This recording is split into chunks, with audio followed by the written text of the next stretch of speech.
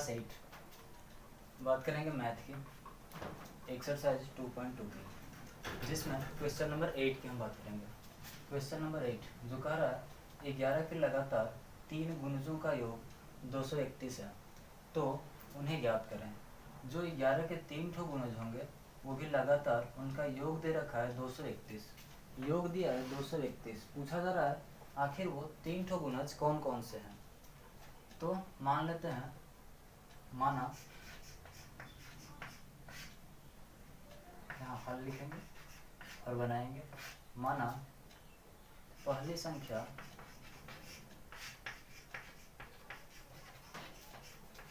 x, पहली संख्या बराबर x, दूसरी संख्या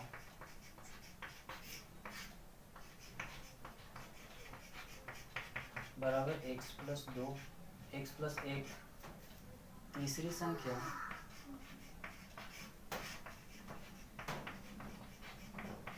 बराबर x प्लस 2। इस तरह अगर हम देखते हैं तो 11 के प्रथम गुणज,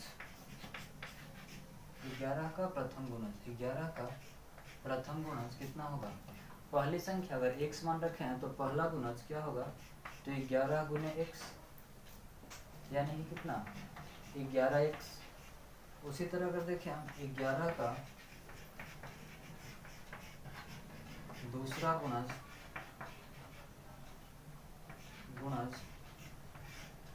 तो कितना आएगा 2, 11 गुणे कितना, दूसरी संख्या जब x प्लस 1 है तो दूसरा गुणज कितना आएगा, तो 11 गुणे x प्लस 1 यानी कि 11x प्लस 11। 11 में 1 से गुणा करेंगे तो आएगा 11x, और 11 में 1 से गुणा करेंगे तो 11 आएगा। इस तरह से ये हुआ 11 का तीसरा गुणज, 11 का तीसरा गुणज कितना होगा, तो 11 में गुणा करेंगे तीसरी संख्या से, तो तीसरी संख्या हमारे पास था x प्लस 2, x प्लस 2।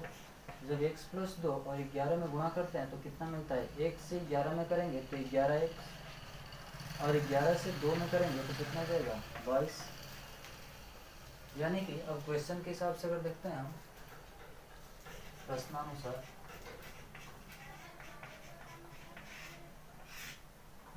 अगर हम देखें तो क्या दिखेगा, 11 के लगातार 3 गुणज, उनका योग दे रखा है, तो 3 ठो गुणज हमें प्राप्त हो गई, ये तीनों, इनका योग यानी कि 11x जोड़ 11x प्लस 11, ये 11x रहा, यहाँ से पहला गुणज था 11x तो 11 रहा, दूसरा गुणज रहा 11x प्लस 11, दूसरा रहा 11x प्लस 11, प्लस तीसरा कितना रहा, तो 11x प्लस 22। तीसरा गुणज हमारे पास था 11x प्लस 22, तो हम यहाँ लिखेंगे 11x प्लस 22, और इन सबका योग दे रखा है क्वेश्चन में कितना, 11 के 3 गुणज, लगातार 3 गुणज, तो लगातार 3 गुणज, एक ये रहा, एक ये और एक ये तीनों, इन सब का योग हमने निकाला तो किसके बराबर निकला, 231 के बराबर, तो लिखा 231।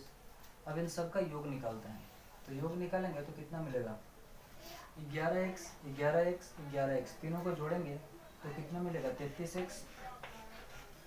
इसके बाद आता है 11 और 22, इनको जोड़ते हैं तो मिलता है 33, किसके बराबर 231 के बराबर। इसके बाद हम देखते हैं तो कितना मिलेगा, 33x बराबर कितना 231, इधर प्लस में है 31 तो इधर जाएगा घटेगा, बचेगा कितना, ये 33 तो इधर प्लस में है, इधर से इधर जाएगा तो माइनस 33 हो जाएगा। इसको आगे बनाएंगे तो क्या दिखेगा हमें, 33x बराबर आ गया 231 घटाओ 33, 231 में से 33 घटाएंगे तो बचेगा कितना, लिखेंगे ये वाला पहले 33x बराबर, इसमें से इसको घटाएंगे, 11 में से 3 जाएगा तो 8, बचा कितना 2, तो 22 में से 3 जाएगा तो 19, 198 बचा। यानी कि अगर हम देखते हैं तो 33x बराबर उतना आता है। तो x का मान कितना आएगा? x का मान अगर हम देखें तो हमें मिलेगा 198/33। अगर वही हम x का मान देखें तो कितना आ जाएगा? x का मान देखेंगे तो 33 से कटेगा कितना बार में? 6 बार में। तो x का मान कितना आएगा? 6। ये कट जाएगा 33 से 6 बार में, तो 6 आ जाएगा x का मान। अगर 33 से 6 बार में कटता है तो x का मान 6 आता है। इस तरह अगर हम देखते हैं तो हमने पहली संख्या को मान रखा था x, तो पहली संख्या क्या मिलेगा? यहाँ लिखेंगे अतः पहली संख्या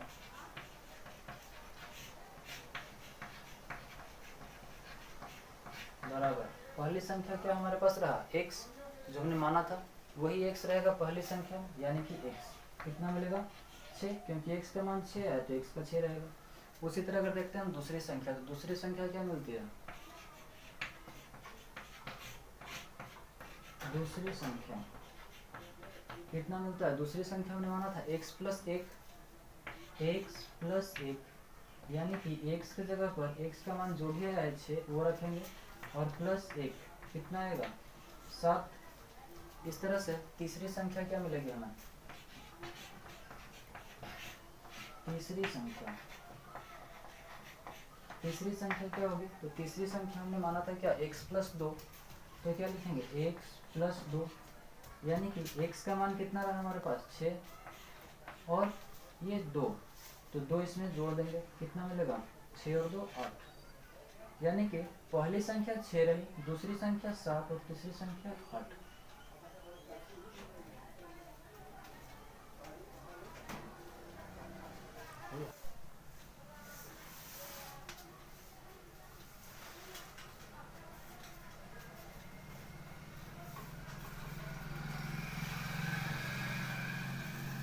देखते हैं क्वेश्चन नंबर 9।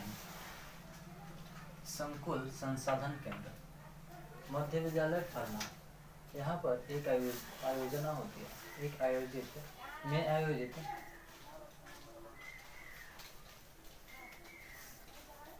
क्या करते हैं? वो इस सब फट जाएगा।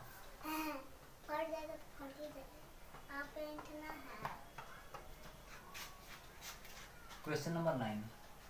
संकुल संसाधन केंद्र मध्य विद्यालय फरना में आयोजित बाल मेले में प्रत्येक विजेता छात्र को 2 कलम, जो विजेता रहा उसको 2 कलम और विजेता को छोड़कर शेष सभी प्रतिभागियों को, जितने भाग लिए थे उसमें, उन सबको 1 कलम दिया गया। यदि 100 छात्रों के बीच, छात्रों की कुल संख्या 100 रही, जिनके बीच कुल मिलाकर 120 कलम दिए गए, तो विजेताओं की संख्या ज्ञात कीजिए। तो इसको बनाएंगे, लिखेंगे हल और बनाना शुरू करेंगे। मानेंगे, माना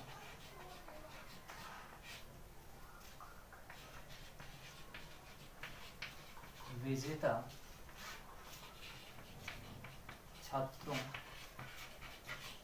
की संख्या बराबर x। अगर विजेता छात्रों की संख्या हम x मान लेते हैं तो विजेता को छोड़कर जो शेष छात्र बच गया, विजेता को छोड़कर शेष छात्रों की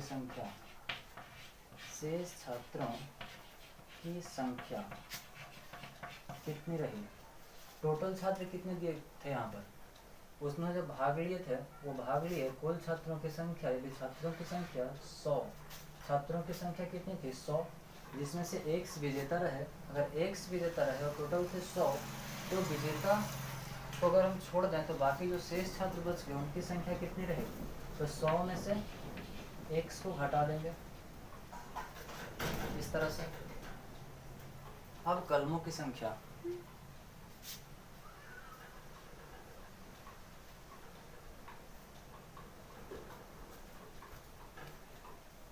कलमों की संख्या देखते हैं। कलमों की संख्या कितनी रही? 120। टोटल कलमों की संख्या 120, जो अलग अलग बच्चों के बीच बांटा गया। तो इसमें देखते हैं तो हमें दिखता है, लिखेंगे प्रश्नानुसार। प्रश्नानुसार लिखने के बाद हम यहाँ लिखेंगे विजेता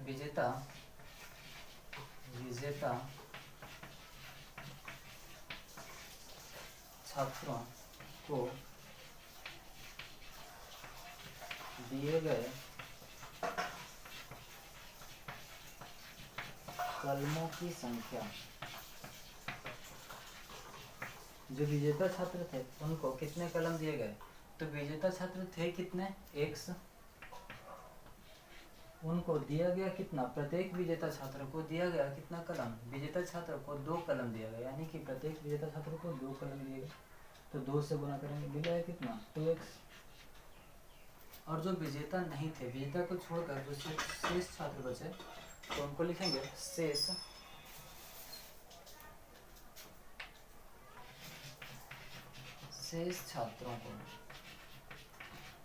छात्रों को दिए गए कलमों की संख्या कितनी रही? शेष छात्र कितने बच गए थे? 100 - x। इनको कितने कलम दिए गए? जो विजेता नहीं थे उनमें से प्रत्येक को 1 कलम दिया गया। यहाँ कितना? 1 से गुना करेंगे, मिला है कितना? 100 - x। ये रहा। अब यहाँ से लिख सकते हैं जो विजेता थे उनको और जो विजेता नहीं थे उनको अगर हम दोनों को जोड़ दे तो क्या मिलेगा? 2x + 100 - x।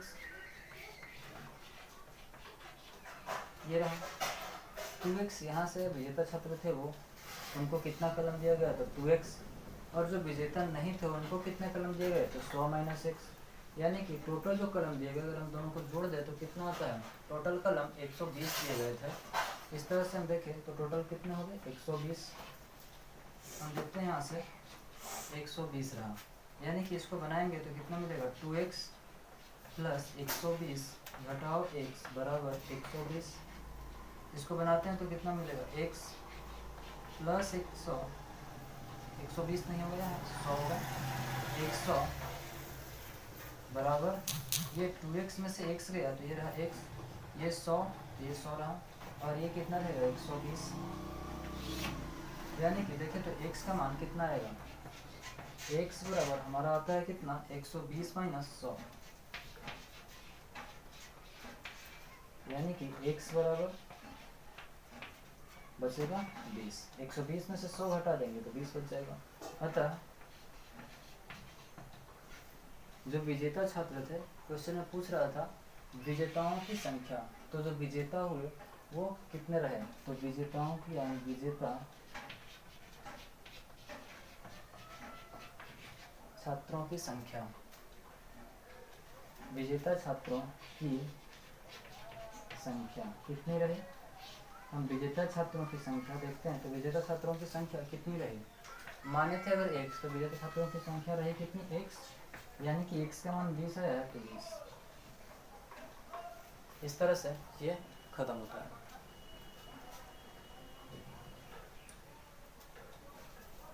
बदमाशी क्या कर रही थी?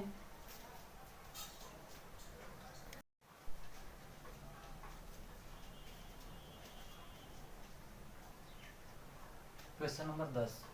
रवि के पिता की वर्तमान उम्र के तिगुने से 5 अधिक है। 5 वर्ष बाद उनकी आयु का उनके उम्रों का योग दे रखा है 47 वर्ष। पूछा है दोनों की वर्तमान उम्र ज्ञात कीजिए, तो दोनों की वर्तमान उम्र होगी क्या? यहाँ लिखेंगे हल और बनाना शुरू करेंगे। इस तरह से लिखेंगे, माना रवि की वर्तमान उम्र बराबर x वर्ष। रवि की वर्तमान उम्र जब x वर्ष मानेंगे तो रवि के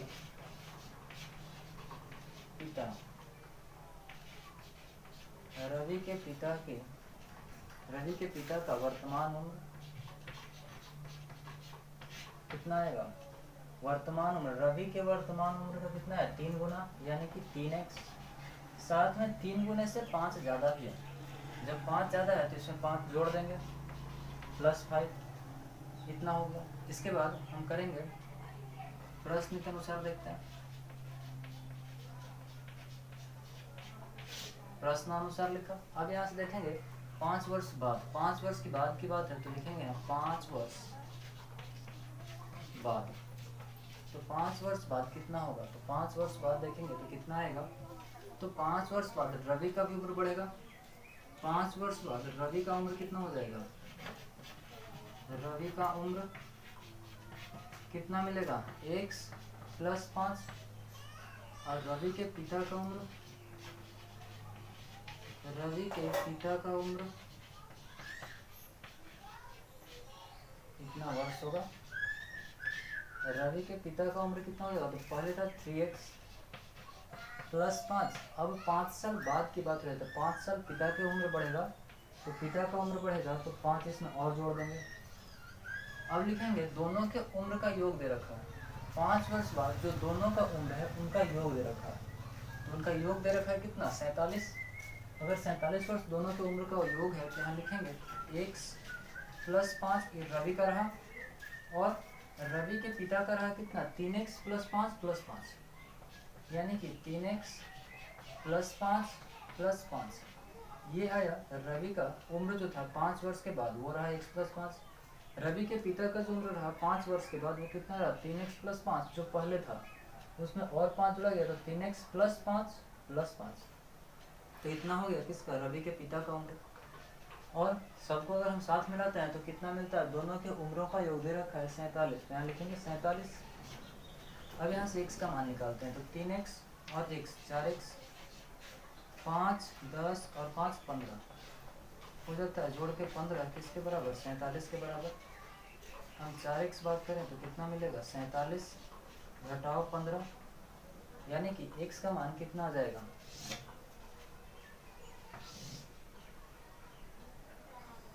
4x।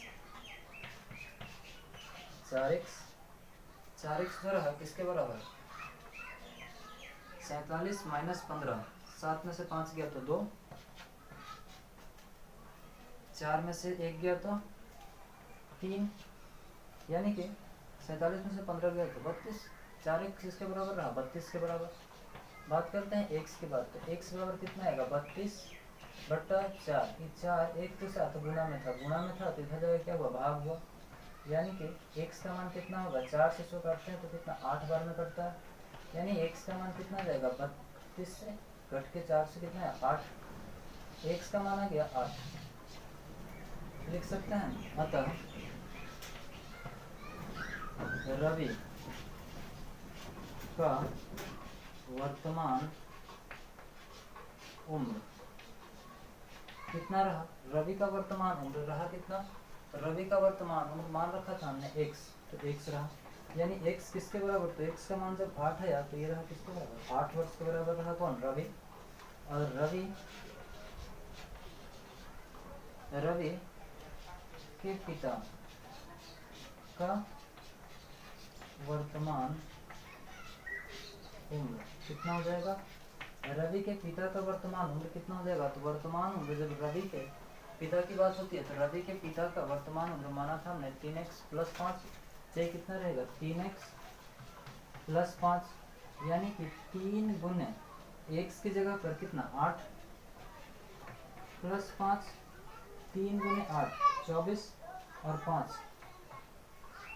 24 + 5, यानी कि 24 और 5 29, यानी कि रवि के पिता का जो उम्र रहा वो कितना रहा, रवि के पिता का उम्र अगर हम देखें तो हमें दिखाई पड़ेगा कि 29 वर्ष आया। इसको यहाँ लिख देते हैं, 3x 3 गुने 8 जोड़ 5, 3 गुने 8 कितना होता है, 24 + 5 आया कितना, 29। तो रवि के पिता का उम्र कितना आ गया, 29, और रवि का उम्र कितना है, 8।